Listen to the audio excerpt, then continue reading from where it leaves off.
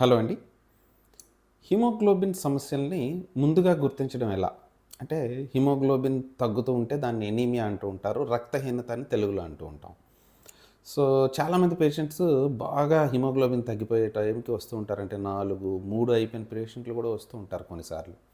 సాధారణంగా హిమోగ్లోబిన్ మన బ్లడ్‌లో అరౌండ్ 13 గ్రాముల నుంచి 15, 16 గ్రామ్స్ వరకు ఉంటూ ఉండాలనమాట.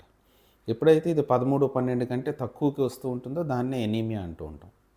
సో, ఈ లక్షణాలను గుర్తించడం ఎలా? టెస్టులు చేయకుండా ఇంట్లో ఉండేటప్పుడే బాడీలో వచ్చే మార్పులు బట్టి ఎలా గుర్తించాలి అంటే, ఇది 3 రకాలుగా ఉంటుంది. ఒకటి మైల్డ్ ఎనీమియా అంటే తక్కువ శాతంలో ఉండే రక్తహీనత, moderate anaemia and severe anaemia అంటే 3 రకాలుగా డివైడ్ అవుతుంది. 10 గ్రామ్స్, 9 గ్రామ్స్ అరౌండ్ హిమోగ్లోబిన్ ఉంటే దాన్ని మైల్డ్ ఎనీమియా అంటాము. 7 గ్రామ్స్ పైన ఉంటే దాన్ని మోడరేట్ ఎనీమియా అంటాము. 7 కంటే తక్కువ ఉంటే దాన్ని సివియర్ ఎనీమియా అంటామనమాట.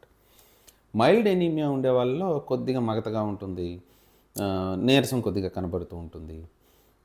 కొంతవరకు అలసట వస్తూ ఉంటుంది ఎక్కువ పనులు చేసేటప్పుడు. అదే మోడరేట్ ఎనీమియాకొచ్చేటప్పటికి కొద్దిగా వాకింగ్ చేస్తున్నప్పుడు ఆయాసం రావడం గానీ, లేదంటే ఒళ్ళు నొప్పులు ఎక్కువగా రావడం కానీ, కాళ్ళు, చేతులు పొంగడం గానీ ఇలాంటివి జరుగుతూ ఉంటాయనమాట. మొహం పొంగడం ఇలాంటివి జరుగుతూ ఉంటాయి.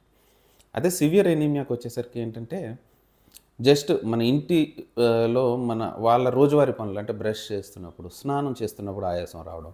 కొంతమంది కూర్చున్నప్పుడు ఆయాసం వస్తూ ఉంటుంది. లెగిచినప్పుడు ఆయాసం వస్తూ ఉంటుంది. కాళ్ళు బాగా వాస్తూ ఉంటాయి. పాల్పిటేషన్స్ అనమాట. హార్ట్ ఎక్కువగా కొట్టుకున్నట్టు తెలుస్తుంటుంది. మొహం అంతా పాలిపోయి ఉంటుంది. లిప్స్ పాలిపోయి ఉంటాయి.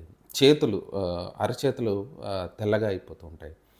చూసి చెప్తూ ఉంటారు. సో, ఇలాంటి సింప్టమ్స్ వచ్చేటప్పుడు మనకి రక్తహీనత ఉందని గుర్తించవచ్చు కొంతవరకు.